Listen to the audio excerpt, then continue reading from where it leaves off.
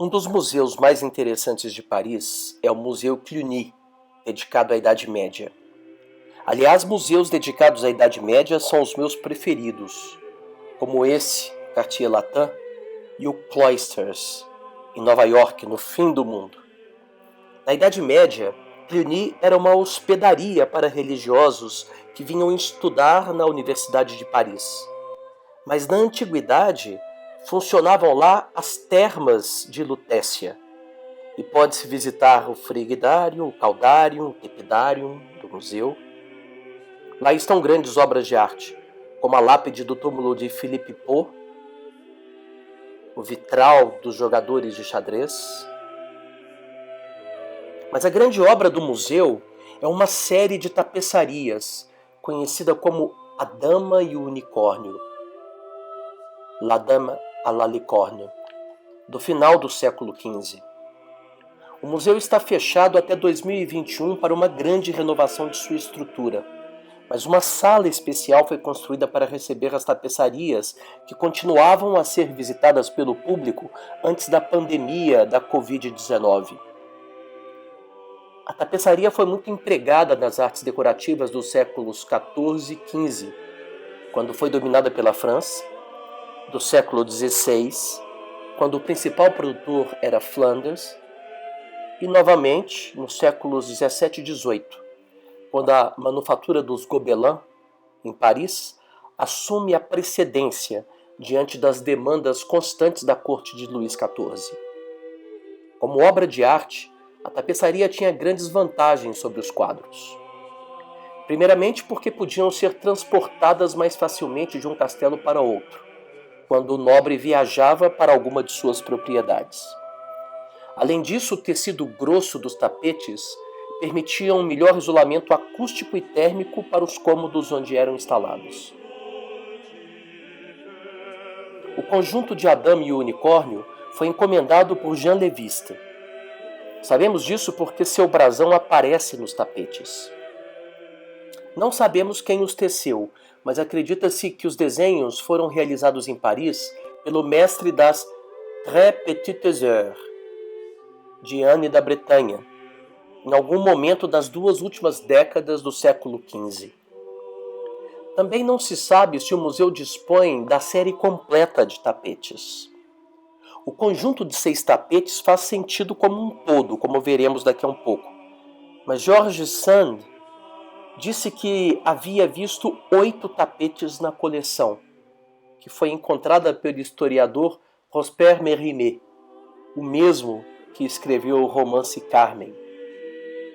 O tipo de traço usado nos tapetes é chamado de millefleur, uma referência à exuberância da flora presente na decoração. Millefleur é uma fonte importante de estudos para conhecermos a botânica medieval. 5 dos tapetes de que dispomos retratam 5 sentidos, e um outro é chamado de A mon seul désir, que pode significar a meu amor somente, ou de acordo com meu desejo somente, ou ainda pela minha vontade somente. Não sabemos em que ordem os tapetes deveriam ser expostos. Na Idade Média, geralmente os sentidos eram dispostos daqueles considerados mais baixos, mais próximos aos animais, àqueles considerados mais elevados, mais próximos aos seres celestiais. E por isso a ordem usual era tato, paladar, olfato, audição e visão. Essa ordem cria um problema para a inserção do 6º tapete. Ele deveria ser colocado antes do tato ou depois da visão? Outra proposta é considerar quantas vezes aparece o brasão de Jean Leviste no tapete. Na visão, ele aparece apenas uma vez.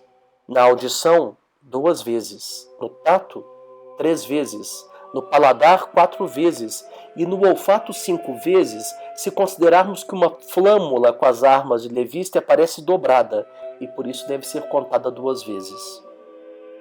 Essa interpretação tem a vantagem de apresentar um lugar natural para o 6º tapete, já que ele representa o brasão 6 vezes. Se essa interpretação estiver correta, isso significa que o mundo medieval e seus valores contemplativos estão sendo deixados para trás nessa tapeçaria, subvertendo a ordem normativa acerca do uso dos sentidos da cosmovisão anterior. 3 personagens são comuns aos 6 tapetes, representados sobre uma ilha azul. 2 animais, o leão e o unicórnio, que eram certamente o suporte do brasão de armas de Jean Leviste. Note algo interessante no unicórnio.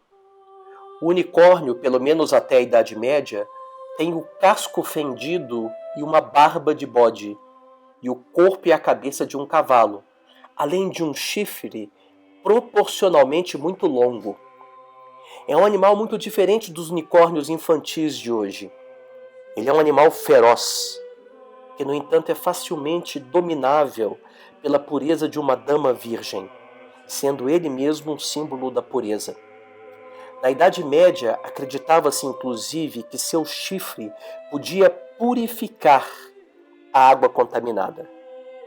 O unicórnio era uma representação comum na arte medieval, como vemos nessa outra tapeçaria, o unicórnio no cativeiro, que faz parte da série A Caçada do Unicórnio, que está no Museu Cloisters, em Nova York. Mas há algo estranho nessa série do Museu Cloisters. Por ser domado por uma dama virgem, o unicórnio é também símbolo da lealdade.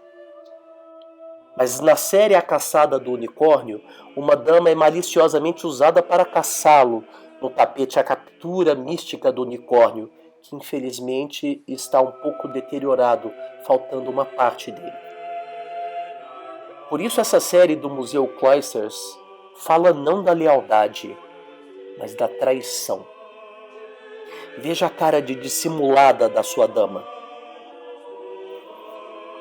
Além do leão e do unicórnio, uma mesma dama aparece em todos os 6 tapetes, vestindo sempre roupas diferentes, o que indica sua posição social e riqueza.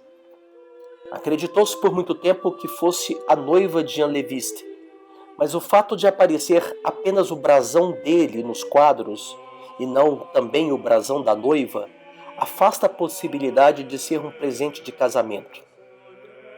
É por relação a essa dama que os 5 sentidos são apresentados.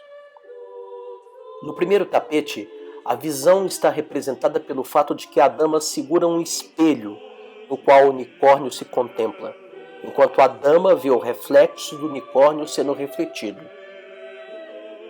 No segundo tapete, a audição está representada pelo fato de que a dama toca um organeto, um órgão portátil, cujos foles são acionados por uma criada. No terceiro tapete, vemos a dama tocando o chifre do unicórnio e segurando o estandarte de Jean Leviste, representando o tato. No quarto tapete, vemos a dama comendo um doce de uma bandeja que lhe é oferecida pela criada, representando o paladar. No quinto tapete, vemos a dama tecendo uma guirlanda de flores odorosas de um cesto que a criada lhe oferece, representando o olfato.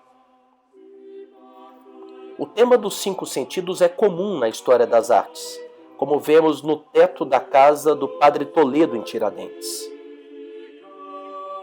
Mas a série de tapetes possui mais um, o sexto, o maior deles, com 3 metros e 77 centímetros de altura e 4 metros e 73 centímetros de comprimento, que é também o mais enigmático dos tapetes. Veja como o poeta Rainer Maria Rilke o descreveu no início do século XX. A ilha foi alargada. Erigiu-se uma tenda em adamascado azul com motivos de chamas douradas. Os animais abrem-na e ela avança, simples, na sua roupa principesca. Para que são essas pérolas ao lado? A criada abre o pequeno baú e a senhora toma dele uma corrente, uma maravilhosa peça de joalheria pesada que sempre esteve trancada na caixa. O pequeno cão está ao seu lado, em um lugar preparado para ele, e ele olha o espectador. E você leu a inscrição no topo da tenda? A mon seul désir. Uma explicação possível é que este tapete represente o amor cortês. E a dama estaria tirando uma joia da caixa, como pensava Rilke, um presente que lhe fora ofertado por seu amado. A dama seria o único desejo de Jean Leviste. Mas há outra interpretação também possível. A dama não está tirando, mas guardando a joia na caixa, um sinal de modéstia. Neste caso, o tapete representaria a temperança, que renuncia aos impulsos do sentido. De outro lado, os sentidos são compartilhados pelos homens e pelos animais, mas apenas os homens cobiçam bens materiais, representados pelo colar. Ambos os impulsos são vencidos pela dama no tapete. Ela representaria, portanto, o que nos separa dos animais, o livre-arbítrio, pelo qual podemos escolher o que é certo ou o que é errado. Mas há ainda algo enigmático no tapete. Há mais uma letra inscrita sobre a tenda, I ou J, já que na Idade Média as duas letras não se diferenciavam. Não se sabe ao certo qual é o seu significado.